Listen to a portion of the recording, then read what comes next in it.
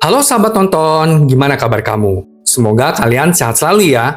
Kali ini teman nonton kamu mau bawain cerita dari drama berjudul No Way Out The Roulette. Yuk daripada kelamaan, kita mulai aja ceritanya. Drama ini dimulai dengan seorang pria yang bernama Chang Jae, yang berlumuran darah dan sedang bersembunyi dari seseorang. Kemudian pria lain menemukan Chang Jae, dan mencoba untuk memotong telinga Chang Jae. Chang Jae tentu saja segera melarikan diri. Pria itu tampaknya adalah teman Chang Jae. Dia hendak memotong telinga Chang Jae demi mendapatkan 1 miliar won. Bersamaan dengan itu, sebuah roulette diputar dan memberikan 3 hasil, yaitu nama Yun Chang Jae, 1 miliar won, dan potong telinga.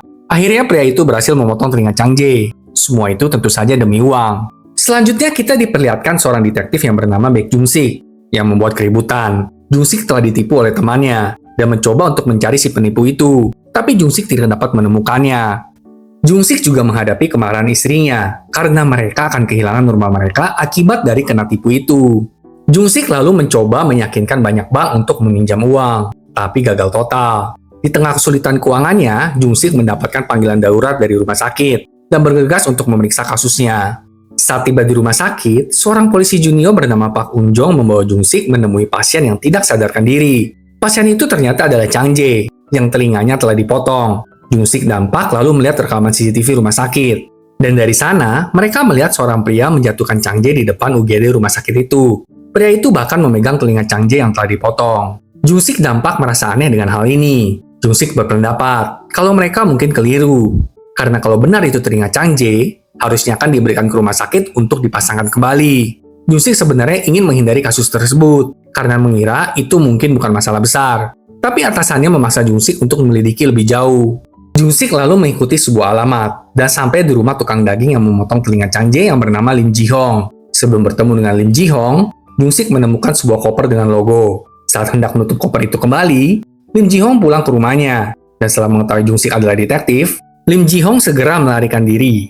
Selama pengejaran, Lim Ji Hong jatuh dan meninggal dong. Jung Sik pun segera menghubungi 112. Polisi dan ambulans pun mendatangi rumah Lim Ji Hong.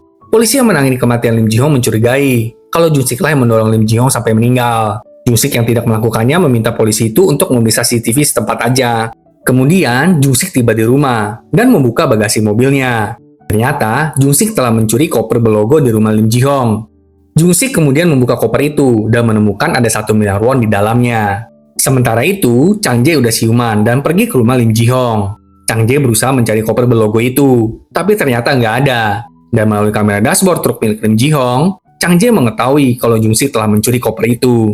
Keesokan paginya, istri dan putri Jung Sik tentu senang melihat uang yang dibawa pulang Jung Sik. Mana ada istri yang nggak senang kan ya? Untuk menghindari kecurigaan, Jung Sik langsung menutup kasus Chang Jae dengan alasan kalau pelakunya sudah meninggal. Setelah beberapa saat, polisi Park memberitahu Jung Sik kalau Chang Jae telah menghilang dari rumah sakit. Jung Sik lalu meyakinkan polisi Park supaya nggak usah memperpanjang kasus ini.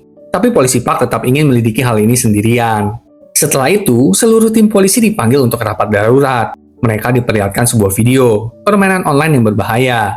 Spin the roulette. Seseorang menggunakan topeng dan memutar roulette untuk memberikan tugas. Jika permainan selesai dipenuhi, maka orang itu akan memberikan sejumlah besar uang, sesuai dengan putaran roulette tersebut. Setelah menonton video itu, Jung Sik segera menyadari kalau dirinya bisa jadi mendapatkan masalah karena telah mencuri 1 miliar won di rumah Lim Ji Hong. Seluruh tim polisi memutuskan untuk menangkap orang bertopeng itu.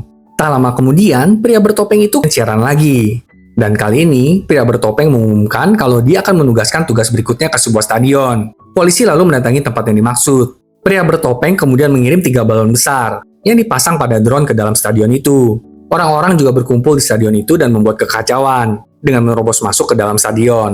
Sementara itu, Jung Sik mencoba untuk tiba lebih dulu ke dalam stadion. Dan tak lama kemudian, ketiga balon itu pun meledak dan hujan uang jatuh ke tanah. Yang membuat makin kacau kan? Secara itu kan uang gitu loh. Setelah kekacauan mereda, pria bertopeng itu menyiarkan video yang lain dan memutar roulette. Target berikutnya ternyata adalah Kim Guk Ho yang akan dibebaskan dari penjara dalam 3 hari lagi. Orang yang berhasil membunuh Kim Guk Ho akan menerima 20 miliar won. Menurut teman nonton kamu, drama ini vibes-nya mirip dengan Squid Game ya sahabat nonton. Jangan lupa untuk saksikan episode kelanjutannya ya. Sampai jumpa.